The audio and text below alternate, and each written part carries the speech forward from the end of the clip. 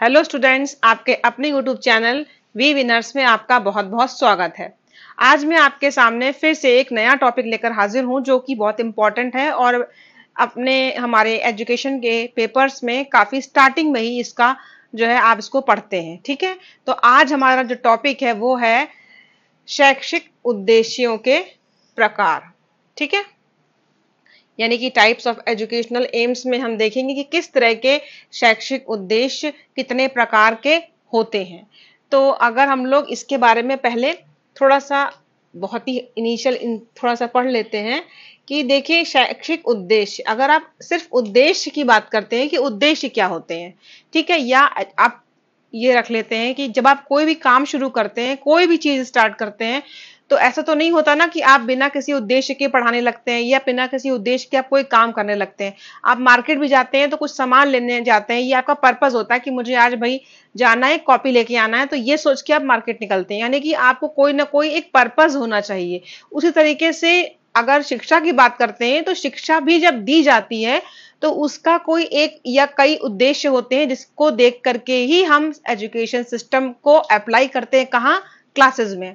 ठीक है, तो अगर शिक्षा के उद्देश्य की बात करें तो देखिए इसमें लिखा है कि शिक्षा का कोई एक अभीष्ट उद्देश्य नहीं होता। ठीक है, एक अभीष्ट उद्देश्य मतलब आप ये नहीं कह सकते कि सिर्फ एक ही चीज होती है, सिर्फ उसी को फॉलो करना है। उसका निर्धारण देश काल परिस्थिति के अनुरूप किया जाता है। इसका क्या मतलब है? प्रत्येक देश अथवा समाज की शिक्षा के उद्देश्य पृथक पृथक होते हैं। इसका मतलब यह है कि जो सोसाइटी होती है या हमारा जो समाज में जितने लोग होते हैं या जो हमारी कंट्री होती है, उस वक्त किस तरह की शिक्षा की आवश्यकता है, उसको ध्यान में रखते हुए शिक्षा के उद्देश्य निर्धारित किए जाते हैं ताकि हम बच्चों को उस तरीके से बनाएं या वैसा नागरिक बनाएं। जैसे कि अगर हम बात करें आज की एजुकेशन की बात करते हैं तो आज आप ये देखते हैं कि आज के जमाने में टेक्नोलॉजी का बहुत इंपॉर्टेंस आ गया है।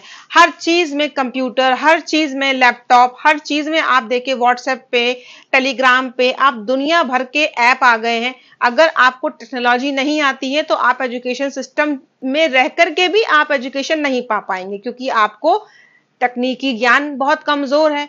तो आजकल शिक्षा का एक उद्देश्य ये भी हो गया है कि हम बच्चों को जो टेक्नोलॉजिकल नॉलेज है वो दें, तो उसके आधार पे उनके कोर्स में, उनके कैरिकुलम में ऐसी चीजें रखी जाती हैं जिससे कि वो टेक्नोलॉजी सीखें और उन्हें सिखाया भी जाता है। ठीक है, आगे देखिए दूसरी बात यह है कि शिक्षा के उद्देश्य देश एवं समाज की बदलती हुई परिस्थितियों के अनुरूप निरंतर बदलते रहते हैं। इसका मतलब ये हुआ कि जैसा जैसा समाज, जैसा देश हमारा बदलता है, उसकी परिस्थितियां बदलती है, वैसे वैसे हमारे उद्देश्य बदलते रहते हैं। अगर हमारे समाज में इस तरह का है कि भाई धार्मिकता का माहौल है तो आपके कोर्स में भी धार्मिक किताबों के बारे में जानकारी दी जाएगी। अगर आपके जो है वो आज के दौर को देखें तो आप टेक्नोलॉजी का आपके करिकुलम में यूज होगा और थ्योरी के साथ आप प्रैक्टिकल भी करेंगे। ठीक है, इस कारण उद्देश्य पूर्णतः स्थायी नहीं होते, बिल्कुल एक उद्देश्य नहीं होता और परमानेंट नहीं होता। समाज की सामाजिक, आर्थिक, सांस्कृतिक, राजनीतिक, धार्मिक तथा अन्य प्रकार की परिस्थितियों का शिक्षा पर सीधा प्रभाव पड़ता है। यानी कि अगर आप की सोसाइटी में जिस तरह का भी माहौल होता है, चाहे वो धार्मिक हो, चाहे वो राजनीतिक हो, चाहे वो आर्थिक हो, ठीक है, उस सबको ध्यान में रखते हुए उद्देश्य निर्धारित किए जाते हैं। इतिहास इस बात का साक्षी है कि भारत में जब जब इन परिस्थितियों में बदलाव आया, शिक्षा के उद्देश्य में भी बदलाव आया। ठीक है, अगर आपको जो है देश को ऐसे नागरिकों की जरूरत होगी जो रक्षा का काम अच्छा करें तो एजुकेशन सिस्टम में रक्षा से रिलेटेड चीजों को रखा जाएगा। ठीक है, वो तो समय के अनुसार किस तरह के नागरिक हमें बनाने हैं, कैसे बनेंगे वो, हम जो स्टूडेंट होते हैं वही तो एक ऐसे नागरिक बनते हैं जो देश के काम आते हैं। तो ऐसे स्तर पे उन बच्चों को बनाने के लिए शिक्षा के उद्देश्य रखे जाते हैं। ठीक है, कि वो बच्चों में ऐसे बदलाव लाएं कि वो एक अच्छे नागरिक बन सके समाज के लिए, देश के लिए। अब देखिए अगर हम बात कर लेते हैं शिक्षा के उद्देश्य की, तो शिक्षा के उद्देश्य में सबसे पहला जो उद्देश्य है वो ये है कि शिक्षा के व्यक्तिगत उद्देश्य, यानी कि इंडिविजुअल एम ऑफ एजुकेशन, यानी कि सबसे पहले तो पर्टिकुलरली उस स्टूडेंट, उस बच्चे की, उस जो आपका बालक है उसके लिए शिक्षा क्या करती है, यानी कि शिक्षा के कुछ उद्देश्य व्यक्ति के व्यक्तिगत विकास को ध्यान में रखकर निर्धारित किए जाते हैं। व्यक्तिगत विकास, ठीक है, यह माना जाता है कि व्यक्ति पहले है तथा समाज बाद में आता है, क्योंकि एक एक व्यक्ति को मिलाइएगा तभी समाज बनता है। अतः हमें पहले व्यक्ति के व्यक्तिगत विकास हेतु शिक्षा में प्रावधान करना चाहिए। शिक्षा में व्यक्तिगत उद्देश्य मन महोदय की देन है, ठीक है, जिसमें उन्होंने व्यक्तिगत स्वतंत्रता को महत्वपूर्ण माना है। व्यक्तिगत स्वतंत्रता को, अगर व्यक्तिगत स्वतंत्रता की बात करें तो ये नन है, ये एक्चुअली में गलत लिख गया है वो, उन्होंने व्यक्तिगत स्वतंत्रता को महत्वपूर्ण माना है, ठीक है। तो यानी कि व्यक्तिगत स्वतंत्रता का मतलब उस जो बालक है उसके विकास के लिए सबसे पहले शिक्षा का उद्देश्य है कि व्यक्तिगत तौर पे उसका क्या विकास होगा। प्राचीन भारतीय शिक्षा का उद्देश्य पहले क्या था? अगर आप लोगों ने वैदिक शिक्षा पढ़ी है, देखा है, तो देखिए उसमें प्रत्येक व्यक्ति का आध्यात्मिक उत्थान करना था। वैदिक काल में यही चाहते थे सब लोग कि कैसी शिक्षा हो जो आध्यात्मिक उत्थान करती हो, ठीक है, हमें धर्म के बारे में नॉलेज हो और धर्म के ज्ञान को हम अपने जीवन में अप्लाई करके एक ऐसा इंसान बने जो पूरी तरीके से सही रास्ते पे चलता हो। प्राचीन यूनानी शिक्षा का उद्देश्य भी व्यक्ति के जीवन में सत्यम शिवम सुंदरम का विकास करना था, ठीक है, सत्यम शिवम सुंदरम, ठीक है, जो सत्य है, शिव माने कल्याणकारी है, सुंदरम है, ठीक है, यानी कि वो उस चीज को हम क्या कर सकते हैं, जीवन में अप्लाई कर सकते हैं। सत्यम शिवम सुंदरम, तीनों चीजों को ध्यान में रखकर ही जो है जो कार्य किया जाता है वो सफल होता है, वो सही होता है। ये आध्यात्मिक उत्थान, जो देखिए ये वाला जो कंसेप्ट है ये पहले था, ठीक है। कुछ समय पश्चात प्रकृतिवादी आए, ये भी आपने अगर पढ़ा होगा अपने कोर्स में, तो रूसो ने भी व्यक्ति की व्यक्तिगत स्वतंत्रता को शिक्षा का प्रमुख अवयव माना तथा उसकी व्यक्तिगता के विकास पे बल दिया। यानी कि अगर आप देखें इस तरीके से तो कहीं ना कहीं सबसे पहला उद्देश्य यही है कि हम बालक का व्यक्तिगत विकास करें, ठीक है। अब इसको देखिए, शिक्षा के व्यक्तिगत उद्देश्य व्यक्ति अथवा छात्र को आत्मानुभूति कराने में सहायक होते हैं। आत्मानुभूति का मतलब यह है कि हम रियलाइज करें कि हम कहां तक कितना तरीके से हर चीज को सही तरीके से मैनेज करते हैं, सही करते हैं, ठीक है। शिक्षा के माध्यम से ही वो ज्ञान हमें मिलता है। जब व्यक्ति अपनी अंतर्निहित शक्तियों को पहचानेगा तब उसे विकसित कर पाएगा।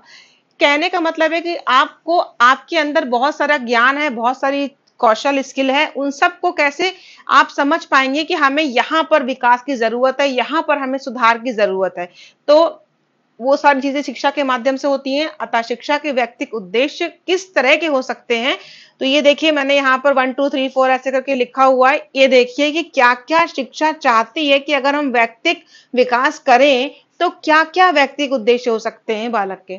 पहला का शारीरिक विकास, बिल्कुल सबसे पहले तो अगर आपका शरीर ही फिट नहीं है तो आप पढ़ाई लिखाई या कोई भी अच्छा काम नहीं कर सकते। तो सबसे पहले तो शिक्षा के व्यक्तिगत उद्देश्य में एक कंसेप्ट ये है कि शिक्षा का शारीरिक विकास करना, ठीक है।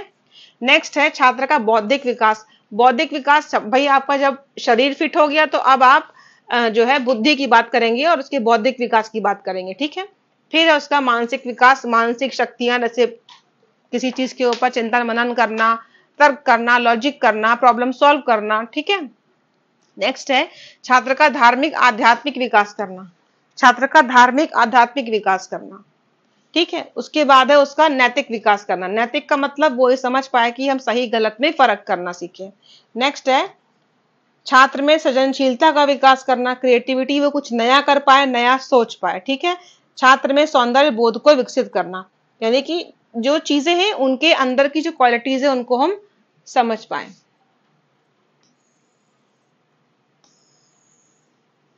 ये समस्त प्रकार के विकास शिक्षा के व्यक्तिगत उद्देश्यों को इंगित करते हैं, क्योंकि ये व्यक्ति के व्यक्तिगत विकास को संपन्न करते हैं, ठीक है। अब देखिए दूसरा उद्देश्य हमारा आ गया, व्यक्ति के बाद एक एक व्यक्ति से मिलकर बना समाज, और हम आ गए शिक्षा के सामाजिक उद्देश्य के ऊपर। सोशल एम है ये, ठीक है।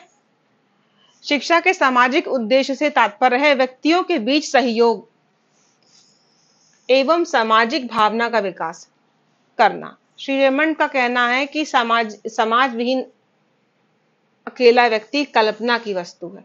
कहने का मतलब यह है कि एक एक व्यक्ति से मिलकर समाज बनता है और व्यक्तियों के बीच में जो सहयोग होता है उसी से क्या होता है, सामाजिक भावना का विकास होता है। आप जिस सोसाइटी में रहते हैं, चाहे गांव हो या शहर हो, आपके आसपास के जो लोग हैं उनके साथ आप मिल के चलते हैं, कभी वो आपकी मदद करते कभी आप उनकी, वही तो आपका समाज है, वही तो सोसाइटी है। अकेला कोई भी व्यक्ति नहीं रह सकता, ये रेमंड जी ने अपने स्टेटमेंट में इस तरह बताया है। ठीक है, नेक्स्ट देखिए क्या पॉइंट इसमें हमने नोट किया है। व्यक्ति समाज में जन्म लेता है, यही उसका पालन पोषण होता है, शिक्षा दीक्षा भी होती है। ठीक है, क्योंकि हम जब जन्म लेते हैं, देख सोसाइटी वही फैमिली में लेते हैं, फैमिली हमारी समाज का ही हिस्सा, सोसाइटी का ही पार्ट होती है, उसी में हम पलते हैं, उसी में हमारी शिक्षा होती है तथा समाज में ही उसका अंत भी होता है। अर्थात उसके जीवन को समुन्नत बनाने वाली सभी सुविधाएं समाज में ही मिलती हैं, उसको सभी सुविधाएं समाज से ही प्राप्त होती हैं। इसीलिए हम कहते हैं कि हमें समाज ने हमको बहुत कुछ दिया है, तो हमारा भी फर्ज बनता है कि हम समाज के लिए कुछ करें। अतः समाज के प्रति व्यक्ति का भी कुछ दायित्व बनता है। ठीक है, अब कुछ हमेशा लेना ही तो नहीं होता ना कि आप बस लेते ही जा रहे हैं, आपको देना भी पड़ता है।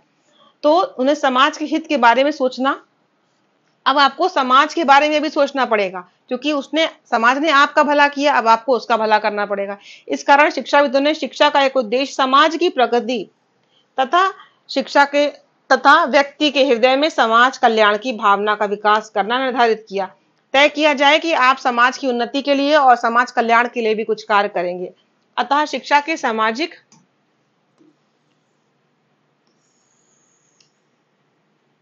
उद्देश्य छात्र के सामाजिक विकास से संबंधित होते हैं, जिसके अंतर्गत छात्र को निम्नलिखित विकास को सुनिश्चित किया जाता है। तो अब आप यहां देखिए कि ये सारे पॉइंट्स हैं। शिक्षा चाहती है कि अगर सामाजिक उद्देश्य हो तो बालक में ये चीजों का विकास होना चाहिए। ठीक है, पहला है विद्यार्थियों को समाज का एक उत्पादक सदस्य बनाना। उत्पादक का मतलब ये कि आप कुछ अच्छा जो है समाज के लिए कर पाए। ठीक है, छात्र में सहयोग एवं सहकारिता के गुणों का विकास करना। बिल्कुल, आप अपने आसपास के समाज के जो लोग हैं उनकी मदद करना सीखें, उनसे कुछ मदद ले रहे हैं तो उनको मदद देना भी सीखें। छात्र के हृदय में समाज कल्याण की भावना। समाज कल्याण मतलब आपके मन में भाव होना चाहिए कि हम किस भी तरीके से समाज की मदद करें, तो आप जब सोचेंगे तो आप करेंगे भी। ठीक है, तो शिक्षा ऐसी होनी चाहिए कि ये सिखा पाए कि आप किस तरीके से सोसाइटी का भी कल्याण करेंगे। छात्र को जीविकोपार्जन हेतु तैयार करना। भाई आप पढ़ेंगे तो फिर समाज में निकलेंगे और कहीं ना कहीं कुछ धन कमाएंगे, तो कुछ काम करेंगे तो वो सोसाइटी के काम आएगा, आपको उसके बदले सैलरी मिलेगी, तो आपका भी भला होगा और सोसाइटी का भी भला होगा। ठीक है, नेक्स्ट है समाज में परिवर्तन लाने हेतु छात्र को प्रशिक्षित करना। कई बार चेंजेस लाने के लिए स्टूडेंट्स को बच्चों को आगे आना पड़ता है, क्योंकि वो इस समाज के चीजों के परिवर्तन को समझते हैं। कई बार परिवर्तन अच्छा भी होता है, क्योंकि हमको कई बार लगता है कि चेंजेस अच्छे नहीं है, लेकिन चेंजेस अच्छे होते हैं। अब चेंजेस आ रहे हैं, बहुत लोग चेंजेस को स्वीकार नहीं कर पाते, बदलाव आता है वो नहीं चाहते बदलना, तो क्या किया जाए?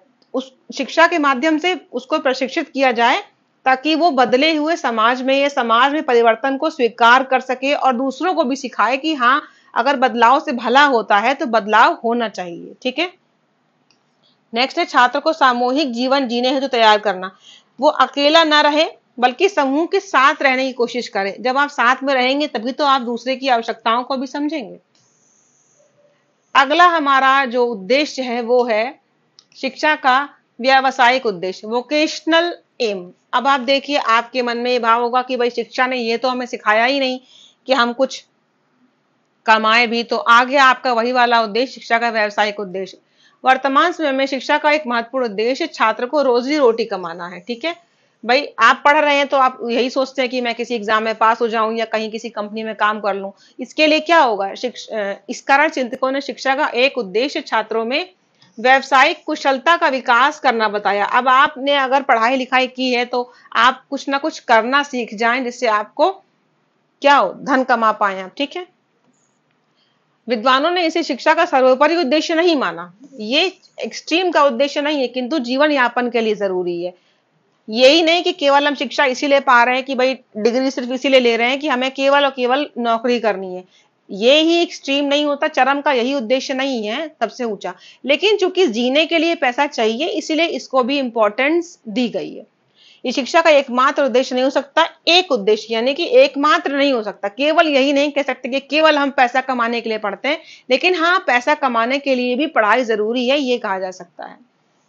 इस उद्देश्य की महत्ता को ध्यान में रखते हुए कोठारी आयोग ने 1964-66 में आपने पढ़ा होगा, कोठारी कमीशन ने शिक्षा के पाठ्यक्रम में विभिन्न प्रकार के व्यवसायों की शिक्षा एवं कार्य अनुभव को स्थान देने की सिफारिश की। उन्होंने कहा कि विभिन्न प्रकार के व्यवसाय और कार्य अनुभव, ठीक है, वर्क एक्सपीरियंस को भी स्थान दिया, ताकि छात्र अपनी रुचि के अनुरूप व्यवसाय चुन सकेंगे, अपने लिए उपयुक्त व्यवसाय का चयन भी कर सकेंगे। मतलब व्यवसाय चुनेंगे और उनको जो व्यवसाय जिसमें वो जाना चाहते हैं जा पाएंगे, ठीक है। चयन करके वे आत्मनिर्भर तो होंगे ही, एक संतुष्टिदायक एवं सफल जीवन भी व्यतीत कर सकेंगे, ठीक है। क्योंकि जब आप अपने मन का जॉब करते हैं तो आप खुश रहते हैं। ऐसे नागरिक देश और राष्ट्र में भी सहयोग करेंगे। अगर आपका मन का जॉब होगा, आपको अच्छा लगता होगा, आपके अंदर उसकी स्किल इंटरेस्ट पहले से होगा, तो क्या होगा, आप यही चाहेंगे ना कि मैं और से और अच्छा काम करूं, तो आपकी परफॉर्मेंस अच्छी होगी, तो आप अपने सोसाइटी के लिए, अपने कंट्री के लिए भी कुछ कंट्रीब्यूट करेंगे। अगर आपको जॉब पसंद नहीं है तो आप भागेंगे, ठीक है। अब देखिए चौथा उद्देश्य है, और ये अंतिम भी है। ये 4 उद्देश्य थे। शिक्षा का लोकतांत्रिक उद्देश्य, ठीक है, डेमोक्रेटिक एम, डेमोक्रेटिक एम, ये भी तो आप समझ रहे होंगे, लोकतंत्र से लोकतांत्रिक बनाए। अपने उत्तरदायित्वों का निर्वाह करने वाले कुशल एवं स्वावलंबी नागरिक तैयार करना शिक्षा का लोकतांत्रिक उद्देश्य है। लोकतंत्र का मतलब क्या कि आप जो है स्वतंत्र होकर के और आत्मनिर्भर होकर के कुछ कर पाए अपने कौशल से, अपने स्किल से। तो इसके लिए अगर आपको कुछ स्किल सिखाए जाते हैं कि आप आत्मनिर्भर होकर अच्छे से, कुशलता से कुछ समाज के लिए, देश के लिए कर पाए, तो वो लोकतांत्रिक जो है उद्देश्य शिक्षा के होते हैं। तो आखिरकार और क्या क्या इस शिक्षा के इस उद्देश्य के अंतर्गत छात्र के निम्नलिखित विकास पर ध्यान दिया जाता है। ये चीजें करने को शिक्षा के बारे में कहा जाता है कि ये बदलाव वो शिक्षा छात्रों में लाएगी। पहला है छात्रों में जनतंत्र के सिद्धांतों के प्रति एवं आदर्शों के प्रति आस्था। आपको पता होना चाहिए कि आपके देश के जो डेमोक्रेसी के सिद्धांत होते हैं वो क्या है, जैसे स्वतंत्रता, समानता, ठीक है ना। आपको पता होना चाहिए कि ये जो सिद्धांत है ये क्या है, और आपकी इनके प्रति रिस्पेक्ट भी होनी चाहिए, क्योंकि आप जहां भी काम करेंगे इनको क्या करेंगे, मानेंगे, इनके सिद्धांतों के ऊपर चलेंगे, ठीक है। नेक्स्ट है छात्रों में श्रम के प्रति आदर का भाव। मैं ये काम नहीं करता, मैं ये मेरे को सूट नहीं करता, ऐसा नहीं है। जो श्रम होता है इसके प्रति हमें क्या होना चाहिए, रिस्पेक्ट होनी चाहिए।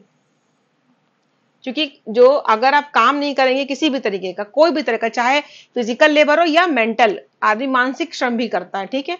तो आपको ये करने आना चाहिए कि श्रम के प्रति आदर हो। ये भी हमारे लोकतंत्र का एक जो है इंपॉर्टेंट पॉइंट है।